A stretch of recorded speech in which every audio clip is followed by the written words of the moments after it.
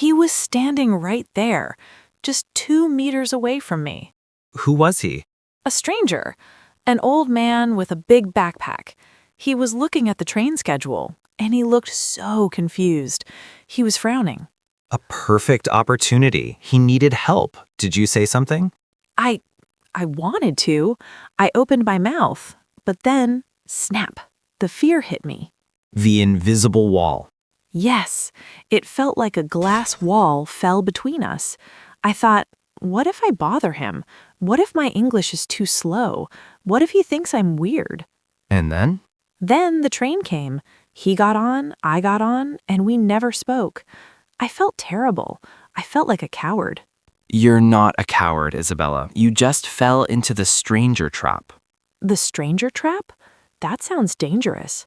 It is dangerous. It kills connection. Millions of English learners stay silent in train stations, airports, and bus stops because of this trap. But today, we are going to break it.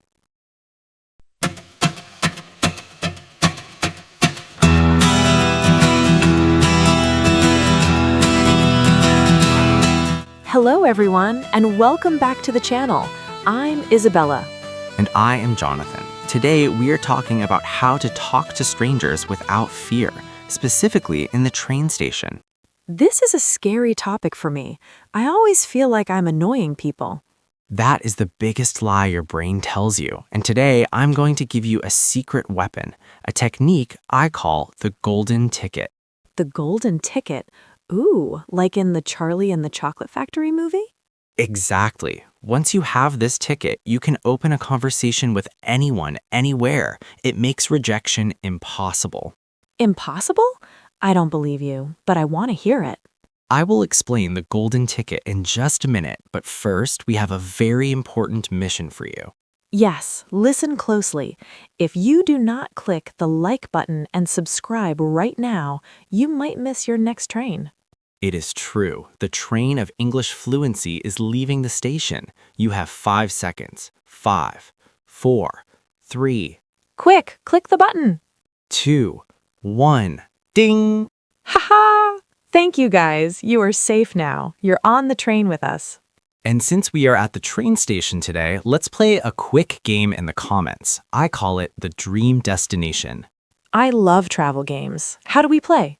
Simple. In the comments, tell us if you could take a train to anywhere in the world right now, where would you go? Ooh, Paris, Tokyo, or maybe Hogwarts. Type it in the comments and look at other people's comments. If you want to go to the same place, give them a thumbs up. Okay, let's go back to the story. I was standing there, afraid to speak. Why is it so scary, Jonathan? It is scary because of one specific fear, the fear of intrusion. Intrusion. That means disturbing someone, right? Yes, we think everyone in the train station is busy. We think they are thinking deep, important thoughts. Yes, I look at them and think, he is probably thinking about business or solving a math problem. I should not interrupt. Isabella, look around a train station. Are they solving math problems? Well, mostly they're just staring at their phones or staring at the floor. Exactly. They're bored. They're waiting. Waiting is the most boring thing in the world. That is true. I hate waiting. So when you speak to them, you're not bothering them, you're saving them. Saving them from boredom? Yes, you're entertainment. You're a break from the boring reality, but you have to do it the right way. Okay, so how do I start? If I just say hello, it feels awkward. Never just say hello. That's too heavy. It puts pressure on them. You need to use the context hook. The context hook? What is that? Is it like a fishing hook? In a way, yes. Imagine the hello as the front door of a house. Okay, the front door. When you knock on a stranger's front door, when you say, hello, how are you? It is aggressive. It demands their attention. They feel pressure to open the door and let you in. Yes, that is why I feel awkward. I feel like a salesperson. Hello, please talk to me. Exactly. Most people keep their front door locked, but the context hook is the side door. The side door? The side door is open. The side door is about the situation, not the person. You don't talk to them, you talk to the air about something you both see. Can you give me an example? I am at the station. What is my side door?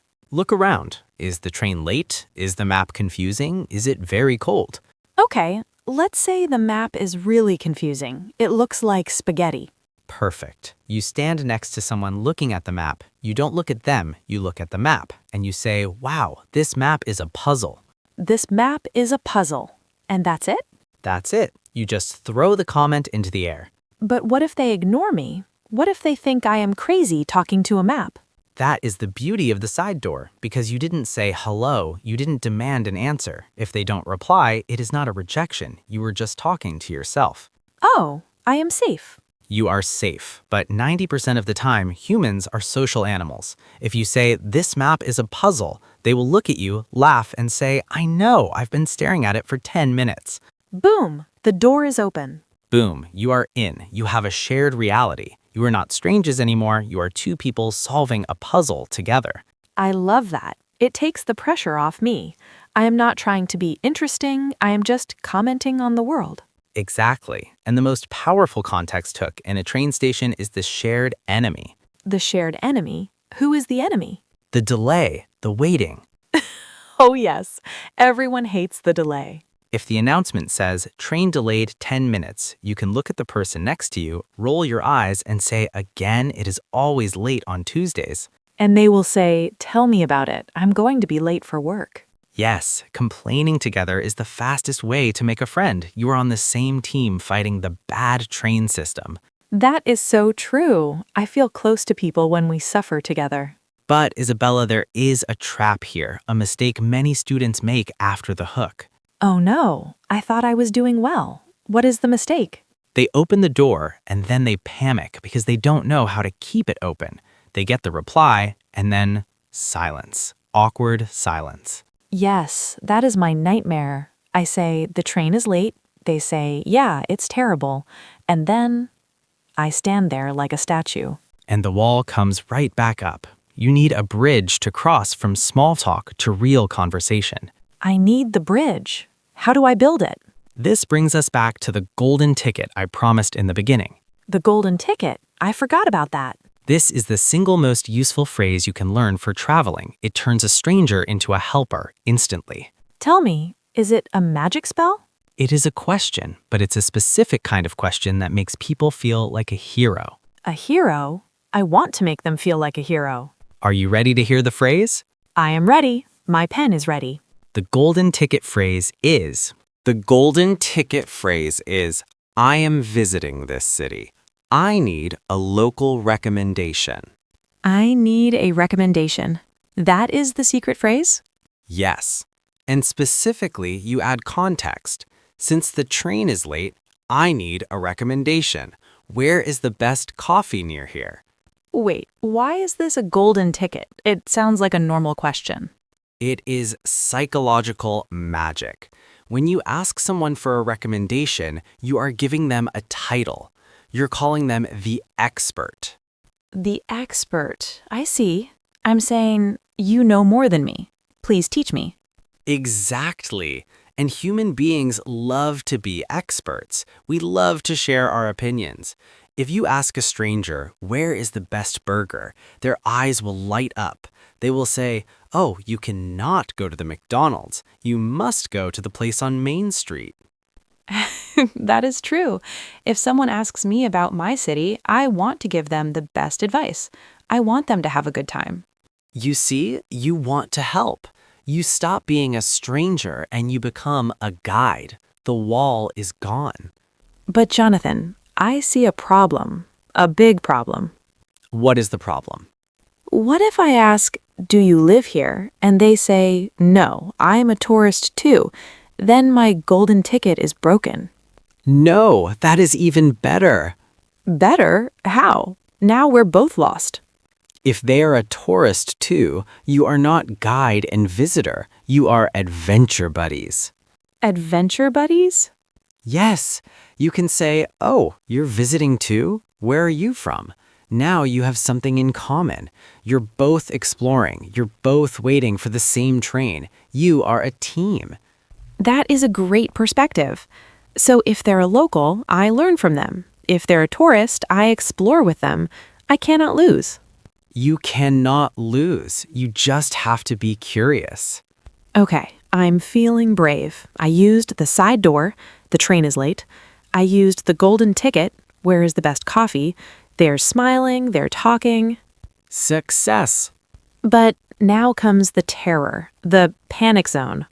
Oh, I know this zone. What happens? They start answering me, but they speak at 100 miles per hour. Oh yeah, you gotta go to the corner. It's really good. They have great beans. The native blur. Yes, it's a blur. I understand nothing. My smile freezes. I just nod like a toy dog. Yes, yes, yes. But inside, I'm screaming. The nod of despair. We have all done it. It's terrible because now they think I understand, but I don't. I feel like a fraud. I want to run away. This is where most students quit. They successfully started the conversation, but they are afraid they can't sustain it. Exactly. I'm afraid I will look stupid if I say what 5 times. You don't have to say what. There is a way to slow them down without being annoying, a way to control the speed of the conversation. Control the speed? Like a remote control? Yes, you can press the slow motion button on a native speaker, but you have to use the right body language and the right echo phrase. An echo phrase? If you just say sorry or repeat please, they'll just shout the same sentence louder. That doesn't help. No, that makes it worse. I'm going to teach you the echo technique that forces them to explain clearly. It saves the conversation. Please, Jonathan, I need this. This is my biggest fear. Okay, step one of the echo technique is catch the anchor. The anchor? Yes, even if the stranger speaks at 200 miles per hour, there is usually one word you understand, usually a noun, like coffee, street, or bus. Okay, I catch the word street. Step 2, you repeat only that word, but with a question mark tone. You say, street? That's it? I just say street? Yes, and you look confused. This is the partial echo. Why does this work better than sorry?